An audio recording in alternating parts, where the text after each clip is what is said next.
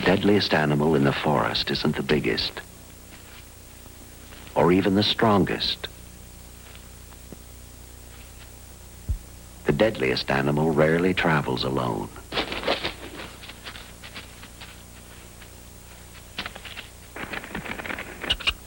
It fears the darkness, but it's cunning. It strikes without a moment's notice.